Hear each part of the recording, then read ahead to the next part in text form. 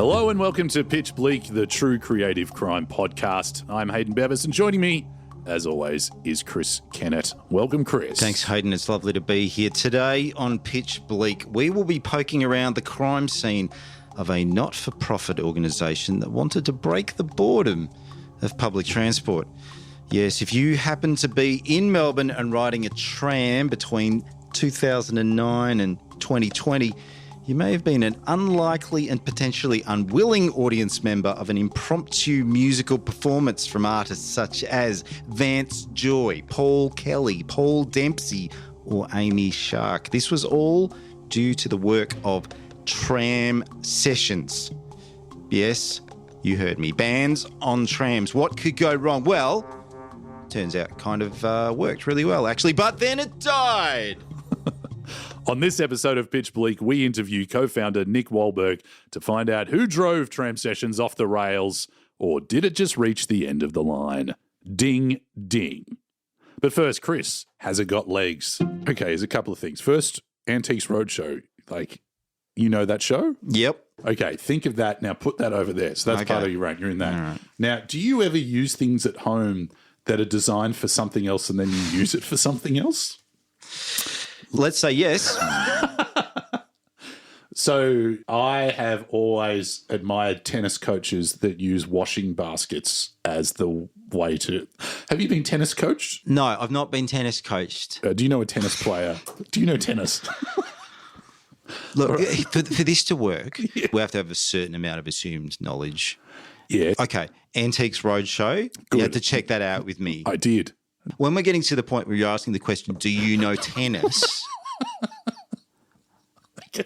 We're raising bigger questions. Okay. Tennis coaches will often need like 1,000 balls to hit at someone and they'll put them into a bucket.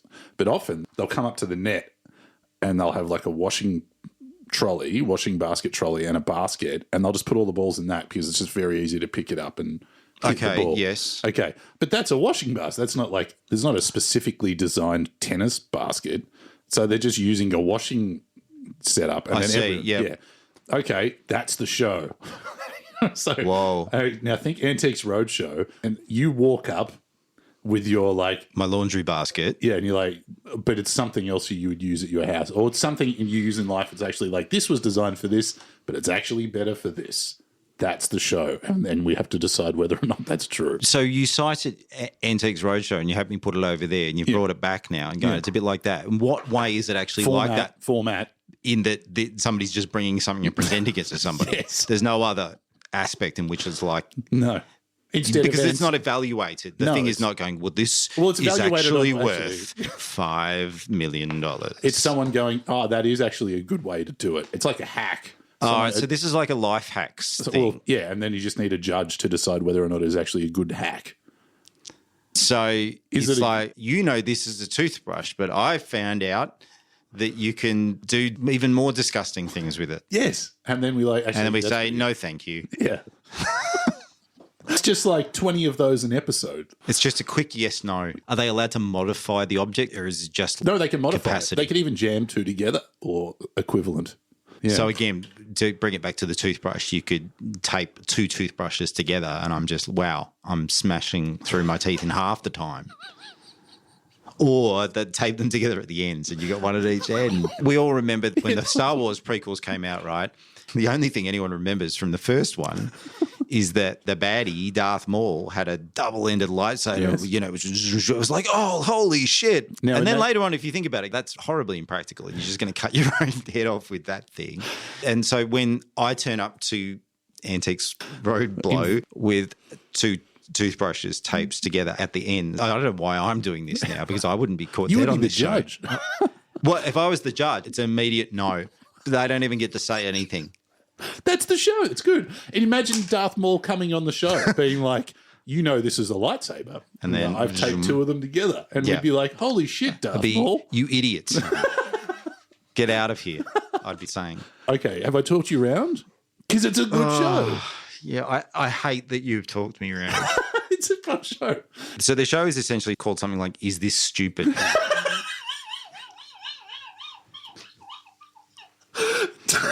You would watch Is This stupid. As if that's not the best show on television right now. It's stupid. Come on, Chris. We're here. We got there. That is an excellent show. It's you and me judging. Yeah. And it's just a line of people going, is this stupid?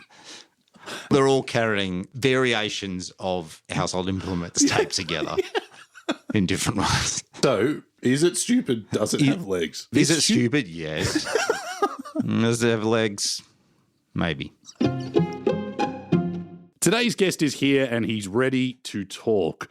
Born in Sweden, Nick Wallberg moved to Australia to study communications in Perth before packing his bags again and heading east to Melbourne to start Tram Sessions, a not-for-profit that put musical acts on tram networks to entertain the locals. He's a true entrepreneur, a lover of community and good times. Please welcome to the Pitch Bleak Studios, Nick Wallberg. Oh, thank you very much. Thank you. It's fantastic to be here. It's a really fun place. Oh, thank you. Chris has never said that. He's never acknowledged it. He just turns up and uses the toilet. This is a place of work. Can you explain your journey, I guess, from Sweden to Australia? It started in 2000, really. I was an exchange student in Mildura, Victoria. And it's actually funny how I got there because I'm a farmer boy. Grew up on a farm in Sweden. And I was doing the application process, and the only cities I knew of was Sydney, Melbourne, Adelaide, pretty much. So I said, I want to go to those places. And then I got the papers back, and you are in Mildura. Mm-hmm. And I think, I'm not sure, but I think it was because I said I was a farmer. So that was the first entrance to Australia, Mildura. Wow. Have you been to Mildura? Oh, I have. I think there's no finer way to enter the country. No. Yeah. But that was the entrance to Australia. Yep. And then I came back to do university studies in Perth, actually. And then I met Emma there, and we moved to Melbourne, and I spent 4 years in Melbourne. A lot of people come from Perth to Melbourne, especially in the creative world. Is that a thing or not a thing? I reckon it's a thing. I mean, Melbourne is a bit of a melting pot with creativity and with just culture and all this other kinds of... Like, it's amazing, I think. And Perth is not necessarily that. Do you think there was an overall sense in Perth that you have to get out? Yeah, there is a sense of that, I think. Okay. And just see the world a bit. I mean, it's so far away from everything. One of those little factoids that I enjoy about Perth is that it's the most isolated city on earth in terms of its distance from other population centres. Yeah. So I wouldn't go there. Jesus. That's why I might as well go to the moon. Yeah. How were you treated as a Swede in Perth? Did people find that interesting? Yeah, a bit interesting. There is a cafe, a Swedish cafe there that's really famous. Miss Maud's, I think it's called. And Miss Maud is quite old, if she's not even dead now. I actually don't know. That's another... Well, that's a whole separate investigation. Yeah, it really is. Yeah. So it was a lot of people just connecting Sweden to that cafe, which is also hilarious, talking about isolation. So, so you must have been to Miss Maud's. No. That's surprisingly cosmopolitan, that answer, because I would say that the extent of most Australians' knowledge of Sweden, even here in Melbourne, is IKEA. Yep. And that's it. It's just Swede's just nodding in approval. Like, Yeah, you don't even want to talk about it. You're like, well, fuck that. Well, do you think that's a good little guide to what Sweden's like when you go into IKEA, which I assume that you do daily? Every day. Yep. It's mandatory. You have to report in. Buy a Billy bookshelf every day. I have so many. Is it kind of a cringe experience for No, you? I mean, I actually worked a bit with IKEA. Like, they do great work. And I think they do a lot of terrible stuff as well. But I think when it comes to the picture of Sweden and how they package that, it's pretty accurate. Obviously, they try to make it as clean as possible and as distinct as possible, and finding the traditions and bits and pieces that's a bit more interesting. I'm trying to imagine Australia doing the equivalent overseas, like opening up. It'd be Bunnings. It'd be wouldn't it? Bunnings, yeah. This is just a hardware store. It's not. There's nothing Australian about But this. what you can but do we with sell it. a sausage out the front. That's it. That's That our is thing. it. That's Australian culture. Is a sausage. Yeah. That's all we've got. Well, yeah. Sorry. Yeah, let's do something with that. So then you've moved from Perth to Melbourne. Yep. What were you doing at that point? When I first landed, it was just first to get a job. So I delivered roses.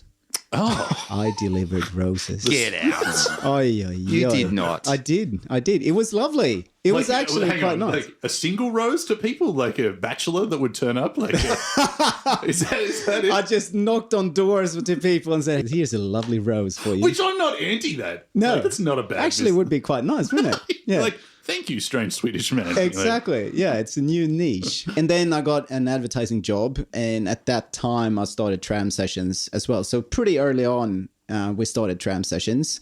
Now, most of the guests that we've had in here for the Pitch Bleak studios, I guess they would be considered traditional creatives where they make something and then it becomes an art piece or something like that. Would you consider what you did with Tram Sessions to be creative, or is it creatively adjacent, or is it something else? Essentially, I'm asking, how do you define creativity in the end? Oh, that's a big question, isn't it? But like, I guess I see myself a lot as a facilitator rather than the creative person doing the actual work.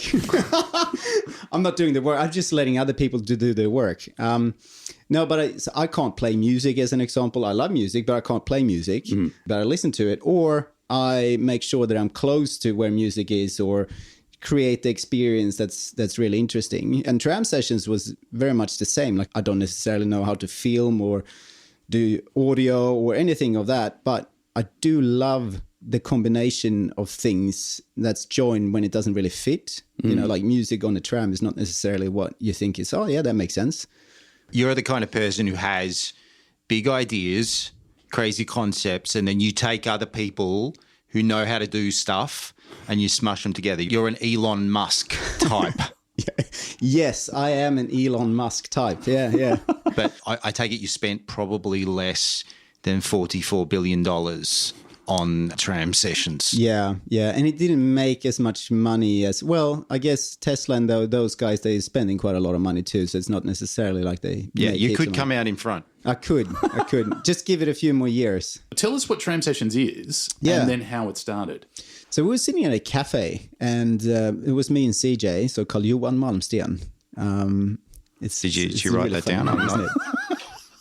I'm going to try and say that name later, and it's going to be really racist. Yeah. Carl what? Malmsten. So we were sitting at a cafe, and we just, because he also moved to Melbourne roughly at the same time, and we were just brainstorming a few things, and then a tram went past.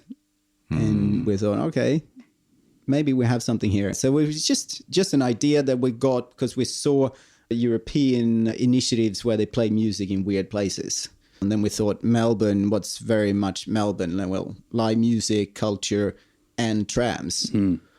So if you sit on a tram, you know that either you look at your phone or you look out of the window and you don't really do much. There's no energy in that space. But imagine if the Killers jump on and they start to play music. Something happens in that space. The band. That's right. Yeah. Did you notice that I chose Killers? Because this, it's crime. I appreciate that. Yeah. But then I also thought, imagine some Killers jump on it. That's even just more interesting. That's just any given day on the 57. So Killers with instruments. That would have been even more interesting. I've seen that too. Yeah. So we put bands on trams. Something really amazing happened in the space. And then we built this terrible Steadicam out of pipes because that was fun. It didn't really help much. But so we could film on the tram because it moves around a lot, the tram. Sure. And then upload it to our website and Vimeo to begin with. And that became a promotion material for the band. So they thought that was great. And we created some really cool content that we thought that we could generate value in terms of money and advertising and all that kind of stuff. What year was this? 2008. Yeah, 2008. 2008? Yeah. Steadicams had not been invented at that point. No. Who was the act at that point? It was Holly Shepperton, who might be a sister of my wife. Can we put that down on the suspect list? Yeah. Sister. Yeah, I think that's a good idea. Yeah. Sister Ingwe Malmsten. Yeah. To paint the picture of that first tram with Holly, so it's you and CJ, and on a Steadicam made from lead pipe and a gym weight. Yeah, that's right. What tram did you actually get on? This is good. We went on tram 57. Yeah, you know what's coming. Yeah. So I was on with the camera. So I was, pumping weights. Yeah. And then CJ, he was doing sound, and we actually had a broomstick and we stuck a mic on it. So we looked so professional. And she's a singer-songwriter. She's just a guitar, and we found a spot where she could sit down. And then we had a few people who were interested. So they looked at us, sort of, what's going on? I don't know if I dare to look. Like, do we need to give them money, or what's going on? This is really scary. Like, I just want to sit down at my spot and don't do nothing. But then we also had a friend to Mr. Tram 57. It's a methadone clinic halfway towards the way that we were going. That gentleman was definitely going there or had been there, and he showed his affection to Holly very loudly. And then 2 or 3 more minutes later, he fell asleep. So we had an audience that was, interesting. Yes. But we also saw there was really fun things happening with the other part of the audience. They really got involved and intrigued and thought this was really fun. And especially when we told them afterwards that it was just for fun.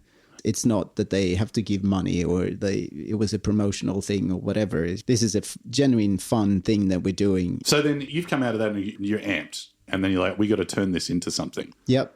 But the big hurdle that we needed to do was to get Yara Trams on board, because I actually didn't know this from the beginning. It's illegal to do what we did. Well, how did you find out it was illegal? At the meeting.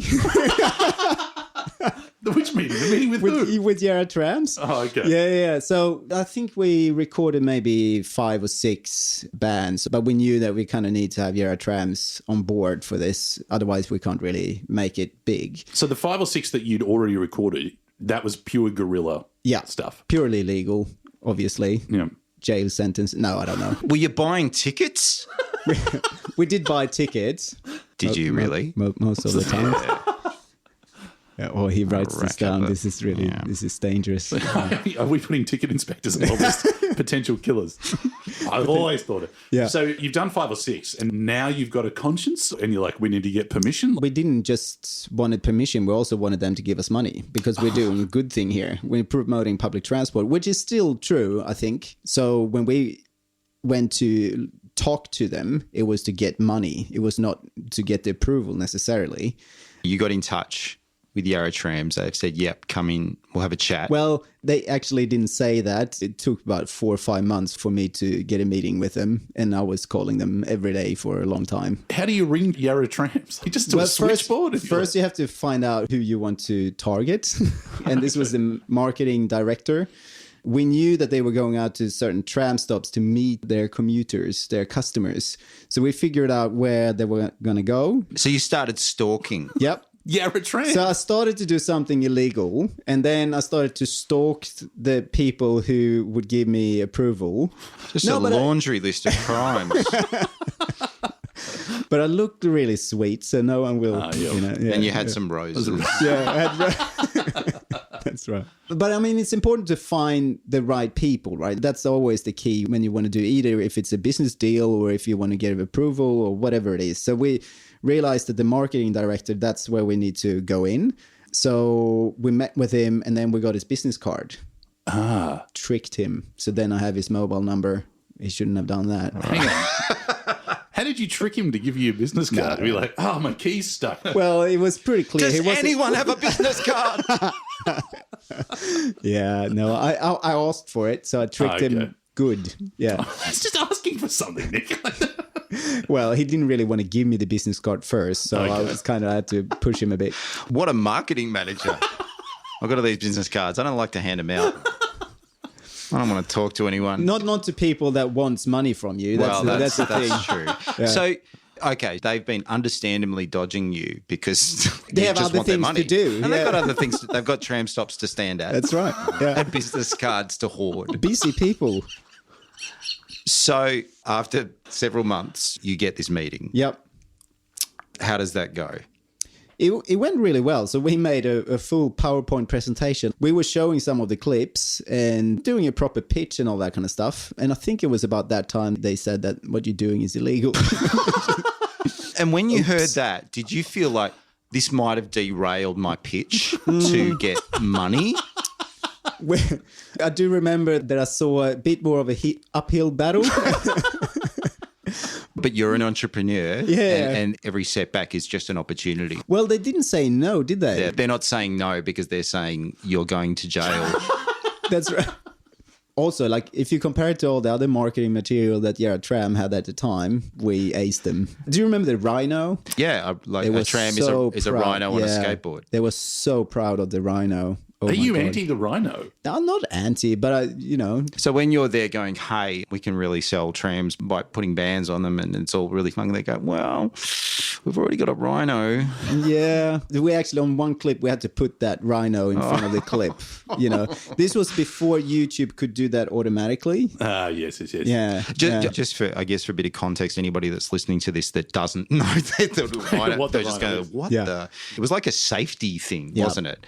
Hey, just be careful around trams because while they might look like they're really light and fluffy, it's as if it was a rhino on a skateboard. And you'd be careful if you saw a Yes. rhino on a Yeah. skateboard. You wouldn't walk in front Yeah. of it. You wouldn't try and pick it up. It's not a bad angle of marketing, right? It was cute. I don't know if it makes you want to use the tram. No, it makes me go, that's a nice analogy. And then I move on with my life. Because that was the problem, I think, with all the marketing stuff at that time. It was all about safety, which is fine, but it doesn't intrigue you to use public transport. It doesn't invite you in and do, enjoy and be proud of what's there. It's just like, don't walk in front of it. Don't touch that. Don't do that. Yeah. And you wanted to turn that don't into a do. That's what I did. So Tram Sessions is officially on the tracks now. It's rolling. You've had permission. Yep. You've done 5. You've proved it's good. It works. Yep. Now you've just got to get bands, Yeah. right? Like you Yeah. just got to get more and more bands. Yep. Who do you go to? Record places? Like who? First, we went to venues. So Courtney Barnett, she was really much in the beginning. She's pretty big here in Melbourne, isn't she? Local legend. Yeah. She's amazing. So CJ, what's his name? Malmsteen. Yeah, well done. So he went to see her and then asked her if she wanted to join, and she jumped on. And that's how we did it in the beginning. My fish died sometime between this morning and last night. I'm not gonna lie. But at the end, we had like every day the emails were just full with some like smaller acts, the just independent acts, but also from the record labels. They saw Tram Sessions being like, if you release an album, you do TV, radio, print, and then the Tram Sessions. They're coming to you now. Coming to us. Yeah. How long did it take to get to that point? Well, properly like the good ones, maybe three years. How many songs would the artist usually do when they do a Tram session? Roughly 3 or 4, because you need to get into the groove a little bit, and then the audience relaxes as well, and the bands, because you have to realize for the bands it's really scary. Usually they're on the stage and they have a distance to the audience, and they have spotlights and stuff, so they don't necessarily see the audience, and people have paid to listen to them. They're a literal spitting distance That's right. from their audience. That's right. Yeah. And that's very likely on the 57. Yeah. I assume you didn't just limit yourself to that one tram route. In fact, I know you didn't. But how did you decide which trams, where, and when? One base level was that we couldn't go peak hour because it was just packed then, and then it's not fun either. But then we started to toy around with the idea that various trams have various styles. So various music would fit that tram and stuff. Oh, wow. Can I have an example of that, please? Well, 57. Yes. That's a bit more trashy rock. What type of music are you throwing on the 86? Australia rock, maybe. Okay. Yeah. Is that your Courtney Barnett sort of? Yeah, definitely. Yeah. Well done. I'm Yeah. going to assume you Inner put the North. Smith Street Band on the Smith Street one. Did you? Yeah, it was. I wasn't on that session, but geez, that was pretty rowdy, I think. 20 years ago, I was oh oh oh oh oh oh oh oh oh oh oh oh oh. So we've heard of what you're sending north. What are you sending south on a southern bound tram? It goes a bit more mellow then for a while. We did Passenger there. That was a good fit for going south. Which is that folk? towards- I don't know. What's Passenger? How would you? yeah, a bit of pop folk. On a lap. She said one day her husband went to get a paper. The motherfucker never came back. Mortgage to pay and 4 kids to raise. Keeping the wolf from the door.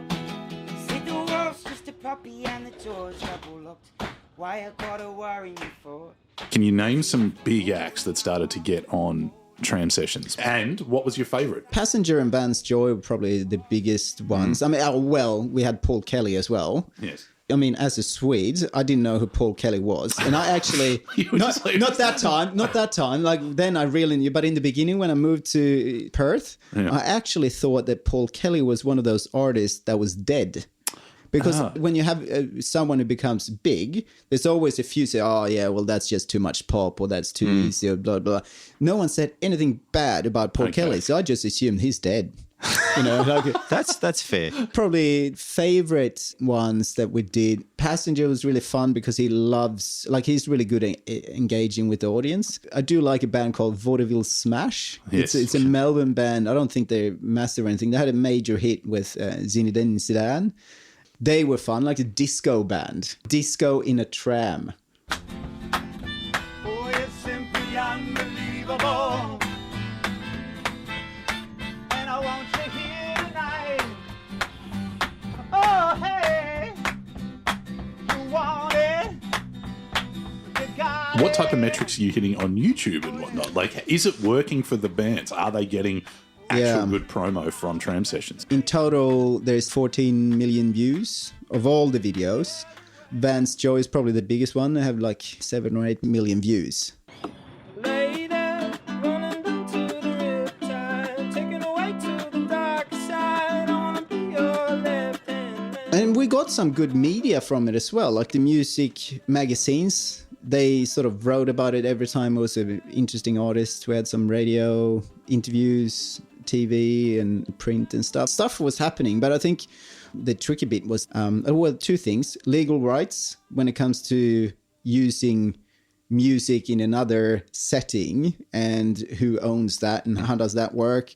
And then advertising, like doing ads and promotions on video, that was so new. Like influencers, they didn't exist back then. So you had to explain so many things for partners and stuff. So that was a little bit tricky in the beginning. So you were trying to earn money from it and you just couldn't because the laws wouldn't allow. Couldn't get enough anyway to make it really fly. And also, we didn't know what to charge. We were just like guessing, like how do you charge for this? Because no one really did it.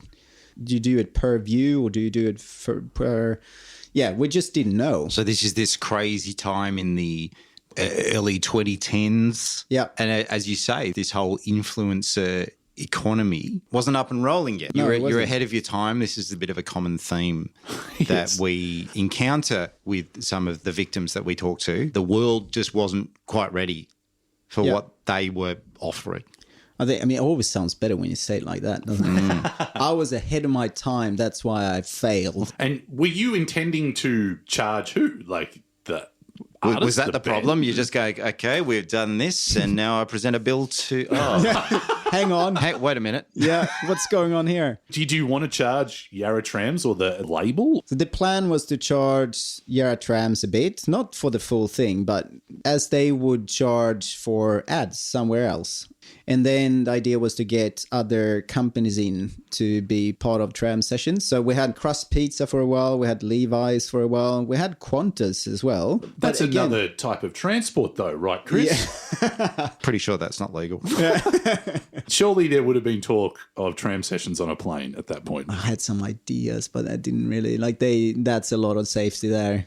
Yeah. Okay. At this point, you don't know who to charge and whatnot, but what did you want it to be? Or because you started and you were just like, it's cool and it's fun, I imagine you didn't have like an end game. At the beginning, it was like I wanted to be one of the promotional parts, like what we were talking about before, radio, print, TV, and Tram Sessions. Yeah. So I remember me saying that a lot in the beginning, and that was pretty cool when that happened.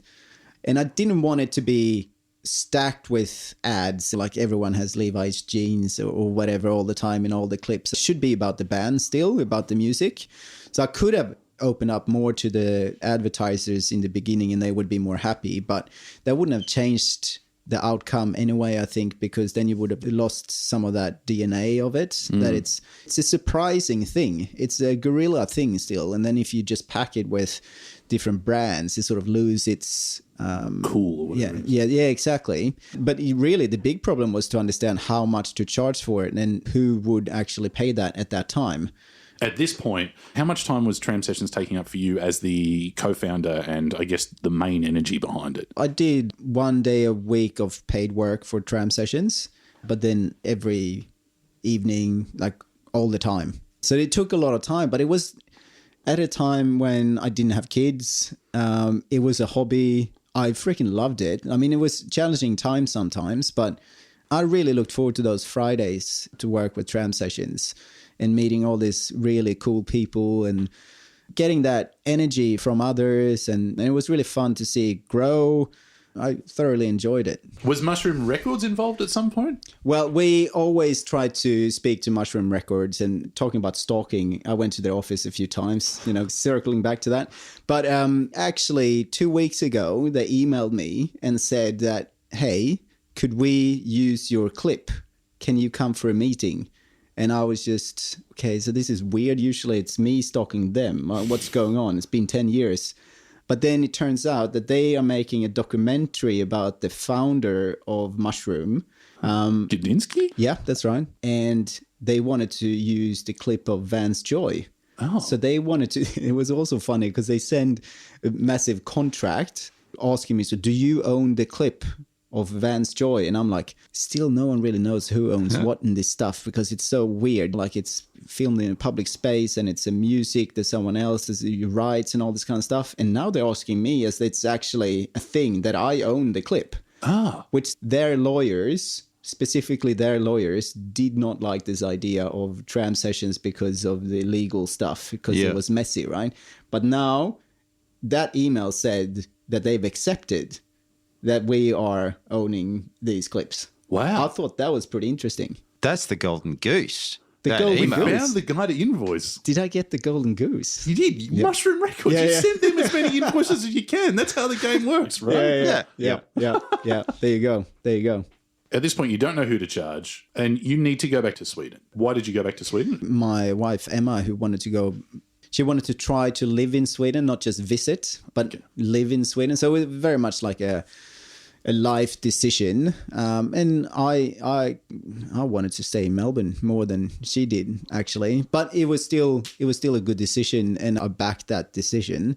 And because of that, I needed to step away from Tram Sessions, but others took it on. So it went on for, was it maybe 5 or 10 years longer? Like it sort of officially died in 2019, I think. So when you were in Sweden and you were looking back at it still going along, would you like peek every now and then? Would you look at everything? Would you be happy with how it was going, or like, I can't think about this anymore? No, I did look at it quite a bit. So time of death, 2019. Yeah. You just made the decision one day. You called it. Yeah, You said so that's it. It was more like it just died out, fizzled out, because there was no people in Melbourne who wanted to take it on, which was a little bit sad, but it's also fine. Like, I think it needs to have the connection to the one who started it or someone that's really connected to it. Otherwise, it doesn't fly. When you first let it go, was that uncomfortable for you? Yeah, it was a big identity that I built up. It's part of who I am in many ways, I think. And I'm really proud of, especially some videos, beautifully shot and good bands, and also seeing the bands grow from when we filmed them to what they are now. And that makes me, I mean, it's not like Tram Sessions that made their career. That's not what I'm saying. But it's just fun to be part of their journey. I was much more cool than Hayden. Like I had a rooftop apartment. You've got a rooftop apartment on the Tram Sessions dime. That's where the money's going. That's right. Yeah, that's right. Yeah, Were you in St Kilda? No, West Melbourne. So like close to the 57, Yep. close to my heart, represent and all that. You mentioned that you were still getting emails even though it was fizzling out. Yeah, still getting emails. And I looked on YouTube just to see some of the views and stuff. And there's comments every day. Yeah. There's still comments on the videos because obviously it's not dead. It's not dead. There's still sightings of Tram Sessions. It's around. It's around. Is that just like paranormal shit? That might be outside our jurisdiction. All right, we're moving into the post-mortem phase. We're going to say Yeah. that it is dead, Yeah. but it lives on in our memories and YouTube. We need to identify the killer. Chris is going to read out the suspects who we've decided are part of the list. Just in order. Your wife's sister. Not really sure how, but strong links there. A rhino on a skateboard. Yes. We know they're dangerous. Yeah. That was the whole point. Hard to stop. The Yarra Tram's marketing manager. Yeah. Reluctant to give you a business card. I can see motive there to undermine you from the beginning. I feel strongly about that one. Yeah. Dead Paul Kelly. We understand he's not dead. Paranormal stuff. Paranormal Paul. And we've touched on this a couple of times, the simple fact of not having anyone to invoice for any of this. Could I blame Vimeo? Because we chose Vimeo in the beginning. You're back. In the beginning, we backed Vimeo. A lot of people make this mistake. Yeah. All right, we're going to lock Vimeo in. Vimeo Look. killed the Tram Sessions. We got it. Could it have been done differently, the ending of it? If I would have stayed, it would have been different, I think. And I also learned a lot more now. Like if I look at it now, I would push it a bit more. I would push and work more on the sales. But I think now it's also the proposition would be different. Like the market is more, it really is more ready for this kind of stuff now. So where does that leave you feeling about it all now? Are you filled with regret, or do you feel that you're at peace with where it was left? I'm at peace with it when I look at it now and see clips and all that kind of stuff. I'm quite proud. But I still feel that with what I know now, I could make it really big, I think. I actually think so. But you need to be here and you need to put the work in.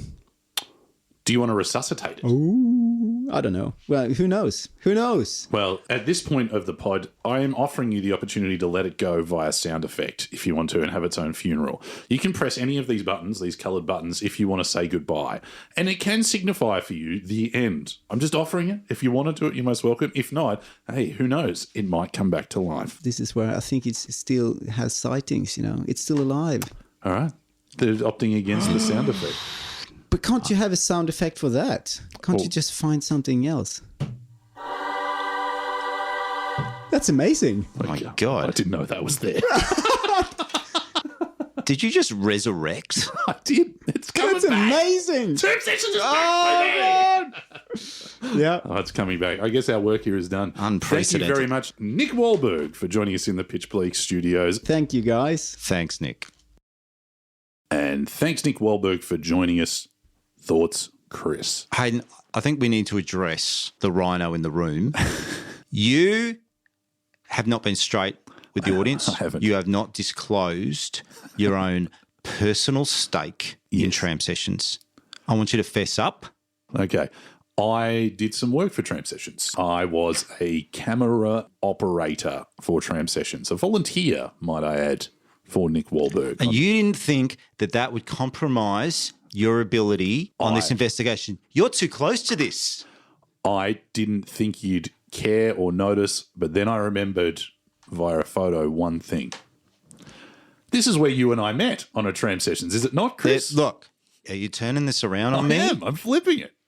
Some have argued in the Pitch Bleak community that this forms something of an origin story for us. It is true that many years ago, I was minding my own business, taking public transport responsibly on a tram, and I was accosted. I was an unwilling audience member to a tram session. Well, I didn't know it was a tram session. I just knew that people were playing music on a tram and other people were crouching in the walkways in gross violation of all safety rules of the tram and filming it. My natural instincts, my policing instincts were to get some evidence of this. And I happened to snap a photo, and that was a photo of yourself. It I didn't was. know that at the time, No. but I like to believe that this incident led me to my now career in creative crime investigation. And I remember you from that moment because you were wearing fingerless gloves. That is disgusting slander. You did. And I filmed you as a crowd reaction. I'm like, I'm going to get this guy who's taking a photo with fingerless gloves. He looks like someone who needs to be filmed. Very cool. It was around 2010 or something like that. Oh, Jesus Christ. It was. But that is where we met, Chris. Well done. Congratulations.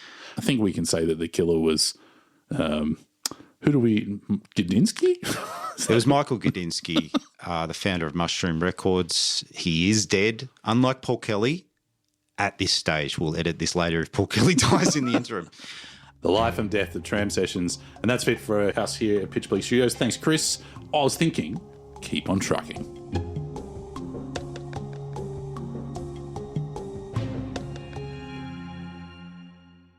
On the next episode of Pitch Bleak. And the person in question took it to heart that we spoke against the comedy festival. And I was appalled. That is insane. That's incredible.